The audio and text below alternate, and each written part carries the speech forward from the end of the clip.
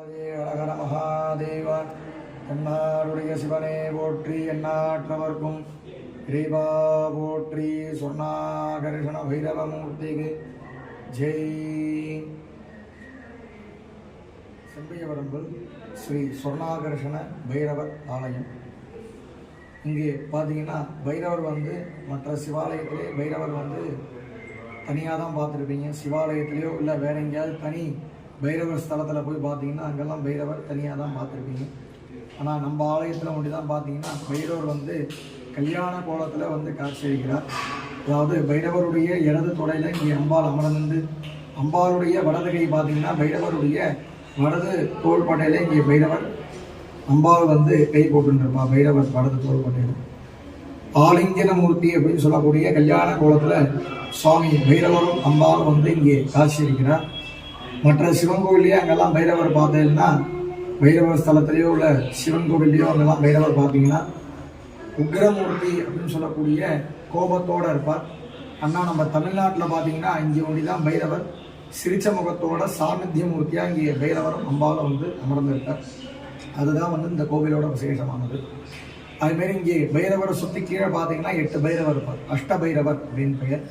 அதில் பார்த்தீங்கன்னா முதலாவது பைரவர், அந்த பைரவர் பேர் அசிதாங்க பைரவர் அப்படின்னு பெயர்.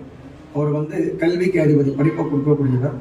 அதுமாரி பார்த்தீங்கன்னா அடுத்தது 2வது பைரவர் பார்த்தீங்கன்னா அந்த பைரவர் பேர் குரு பைரவர் அப்படின்னு பெயர்.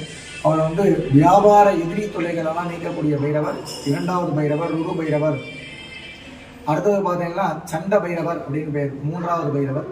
அந்த பைரவர் வம்ச அபிவிருத்தியை பண்ணக்கூடிய பைரவர் அந்த 3வது பைரவர் சண்ட பைரவர். அடுத்தது 4வது பார்த்தீங்கன்னா அந்த பைரவர் பேர் குரோதன பைரவர் அப்படின்னு பெயர். அந்த பைரவர் பார்த்தீங்கன்னா குடும்பத்தில் எந்த சண்டை சச்சரலாம் இல்லாமல் நித்தியம் சந்தோஷத்தை கொடுக்கக்கூடிய பைரவர் அந்த குரோதன பைரவர். அடுத்ததாக 5வது பைரவர் பார்த்தீங்கன்னா அந்த பைரவர் பேர் உன்மத்த பைரவர் அப்படின்னு பெயர். அவர் பார்த்தீங்கன்னா வியாபாரத்தை நல்லா இன்க்ரீஸ் பண்ணக்கூடிய பைரவர், அபிவிருத்தி பண்ணக்கூடிய பைரவர் அந்த 5வது பைரவர் உன்மத்த பைரவர். அடுத்தது 6வது பார்த்தீங்கன்னா அந்த பைரவர் பேர் கபால பைரவர் அப்படின்னு பெயர். அவர் பார்த்தீங்கன்னா இங்கே பைரவர் வச்சிருக்கிற இந்த சதுர்புஜத்தில் பார்த்தீங்கன்னா அந்த கையில் சொர்ண கலசம் வச்சுருப்பார் பைரவர். அந்த சொர்ண கலசத்துக்கு அந்த பைரவர் தான் அதிபதி. அதனால தான் அந்த பைரவர் கபால பைரவர் அப்படின்னு பெயர். அடுத்தது 7வது பைரவர் பார்த்தீங்கன்னா அந்த பைரவர் பேர் பீஷண பைரவர் அப்படின்னு பெயர். அவர் பார்த்தீங்கன்னா அந்த சத்ரு உபாதை, பில்லி, சூன்யம், ஏவல், செய்வனை கோளாறுகள் இந்த தோஷங்கள்லாம் நிவர்த்தி பண்ணக்கூடிய பைரவர். கடைசியாக பார்த்தீங்கன்னா 8வது பைரவர் சம்ஹார பைரவர் அப்படின்னு பெயர். அவர் பார்த்தீங்கன்னா அந்த சத்ரு சம்ஹாரத்தை நிவர்த்தி பண்ணக்கூடிய பைரவர். கடைசியாக பார்த்தீங்கன்னா இங்கே மூலவர் சன்னதி ஸ்ரீ ஸ்வர்ண ஆகர்ஷண பைரவர் அப்படின்னு பெயர். ஸ்வர்ணம்னா தங்கம், ஆகர்ஷணம்னா உள்வாங்கி கொடுக்குதல் அப்படின்னு பெயர். தனதானியம்னா காசு பணங்கள். அதாவது ஸ்வர்ணம் அப்படின்னு சொல்லக்கூடிய தங்கத்திற்கும், தனதானியம் அப்படின்னு சொல்லக்கூடிய காசு பணத்திற்கும் தான் அந்த பைரவர் அதிபதி. அதனால தான் இங்கே பைரவர் பேர் ஸ்வர்ண ஆகர்ஷண பைரவர் அப்படின்னு பெயர். இங்கே பைரவருக்கு பார்த்தீங்கன்னா மாதந்தோறும் மலர்பரை அஷ்டமி, தேய்பிறை அஷ்டமி அன்னைக்கு இங்கே பைரவருக்கு பெரிய யாகம் நடக்கும். அந்த யாகத்திற்கு பேரே பார்த்தீங்கன்னா தனாகர்ஷண யாகம் அப்படின்னு தான் பேர். ஏன்னா தனம்னா காசு பணம், ஆகர்ஷணம்னா உள்வாங்கி கொடுக்குதல் அப்படின்னு பெயர். அதாவது அஷ்டமியில் இந்த கோவிலில் யார் அந்த யாகத்தில் கலந்துட்டு போகிறாங்களோ அவங்களுக்கு பைரவர் எப்போதும் நிறையான காசு பணங்களை கொடுத்துட்டே இருக்கார். அதனால தான் அந்த யாகத்திற்கு பேர் தனாகர்ஷண யாகம் அப்படின்னு பெயர். அஷ்டமியில் 8 மாதம், அதாவது 8 மாதம் இந்த கோவிலில் இந்த பைரவர் வழிபடணும். அதாவது யாகத்தில் கலந்துக்கிட்டு 8 மாதம் யார் இந்த பைரவர் வழிபடுறாங்களோ, தேய்பிறை அஷ்டமி, வளர்பிறை அஷ்டமி 2 இருக்குது. வளர்பிறை அஷ்டமினா என்னென்ன பிரார்த்தனை அப்படின்னு கேட்டிங்கன்னா கல்வி அபிவிருத்தி, புத்திர சந்தான பாக்கியங்கள், திருமண தடைகள் இதெல்லாம் வளர்பிறை அஷ்டமியில் 8 மாதம் வழிபட்டால் இந்த தோஷங்கள்லாம் நிவர்த்தி ஆகும். தேய்பிறை அஷ்டமியில் 8 மாதம் யாகத்தில் கலந்துட்டு போனால் என்ன பலன்கள் அப்படின்னு கேட்டிங்கன்னா வியாபார அபிவிருத்தி, பதவி உயர்வு. அதுமாரி நம்மளுடைய காசு பணங்கள் வெள்ளை ஆட்டையாக கொடுத்துருந்து அவங்க தரலை அப்படின்னா அந்த காசு பணங்கள்லாம் திரும்ப உங்களுக்கு கிடைக்கும்.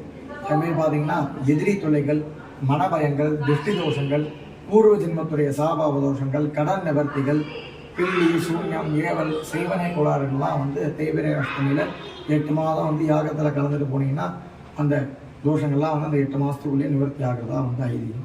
அந்த 8 மாதம் நீங்கள் அந்த கோவிலில் இந்த பைரவர் வழிபட்டால் பைரவர் என்ன அனுகிரகம் பண்ணுறாருன்னு கேட்டிங்கன்னா வியாபார அபிவிருத்தி, பதவி உயர்வு, முன்னாடி சொன்னது போல் இந்த பலன்கள்லாம் பைரவர் அனுகிரகம் பண்ணுறார். அதுமாரி பார்த்தீங்கன்னா மொத்தம் இந்த உலகத்தில் 64 பைரவர் இருக்கார். அந்த 64 பைரவரில் இந்த பைரவர் கிடையாது. இந்த பைரவர் தனி பைரவர், சிவ அம்சத்தோடு சேர்ந்த பைரவர் இந்த சொர்ண ஆகர்ஷண பைரவர். வளர்பிறை அஷ்டமியில் வந்தால் திருமண தடைகள்லாம் பைரவர் வந்து நிற்கிறார். ஏன்னா கல்யாண கோலத்தில் இங்கே அம்பாள் அமர்ந்திருக்கிறதால அந்த திருமண தடைகள்லாம் வந்து பைரவர் வந்து நீக்கிறார். அதனால் உங்களுக்கு என்னென்ன பிரார்த்தனை பண்ணணும்.